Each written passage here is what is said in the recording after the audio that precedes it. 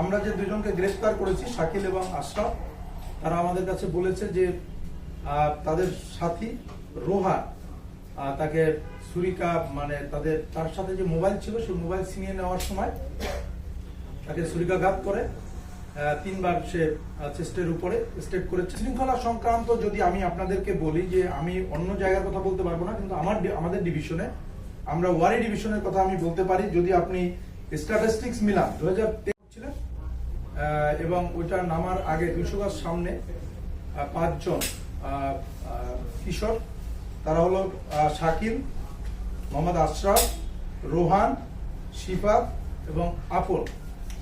এরা তার পথ রোধ করে এবং তাকে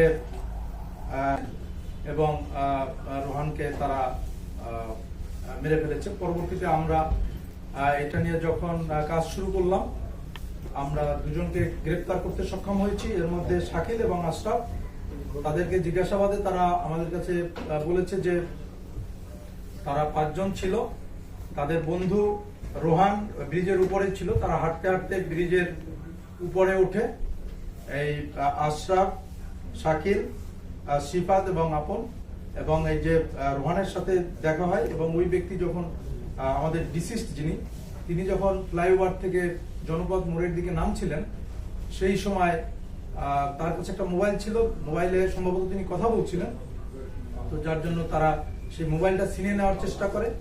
মোবাইল যখন সে ছিনিয়ে নিতে যাচ্ছিল, তখন সে স্বাভাবিকভাবেই সে তার মোবাইল দিতে যাচ্ছিল না। তখন রোহান তার কোমর থেকে একটা চাকু বের করে তাকে উপর জুপুরি ছুরিকাঘাত করে এবং ওই ব্যক্তি ওখানে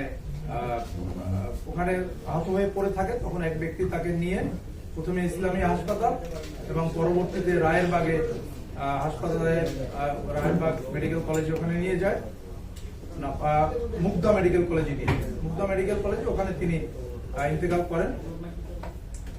পরবর্তীতে আমরা এই দুজনকে আসলে গ্রেফতার করতে সক্ষম হয়েছে এবং তারা আমাদের কাছে ঘটনাটা স্বীকার করেছে যে তারা ঘটনা ঘটিয়েছে।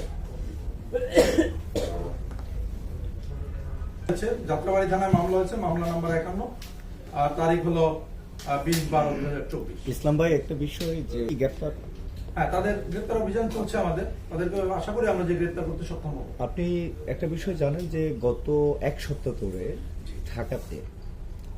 ঢাকার বিভিন্ন প্রান্তে মিনিমাম হলেও প্রায় 8-9 জন মারা গেছে। এদের ভিতরে ম্যাক্সিমামই ছিল বিশ্ববিদ্যালয়ের শিক্ষার্থী কিংবা কলেজ শিক্ষার্থী।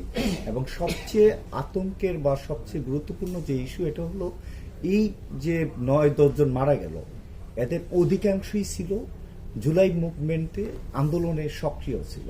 তো এটা নিয়ে নানা জনের নানা মত, নানা বিশ্লেষণ হচ্ছে যে এটা কি তাহলে গুপ্ত কোনো হত্যা হচ্ছে কিনা। আর ও যেহেতু হাফেজ, আমরা জানি যে যাত্রাবাড়ি ঢাকাতে যতগুলো আন্দোলন হয়েছে বা সারা বাংলাদেশে আন্দোলনগুলোর একটা অন্যতম পয়েন্ট ছিল যাত্রাবাড়ি। তো এখানে কিন্তু অনেক হুজুররা, অনেক হাফেজরাও কিন্তু আন্দোলনে শরিক হয়েছিল। তো এটা কি নিতান্তই ছিনতাই?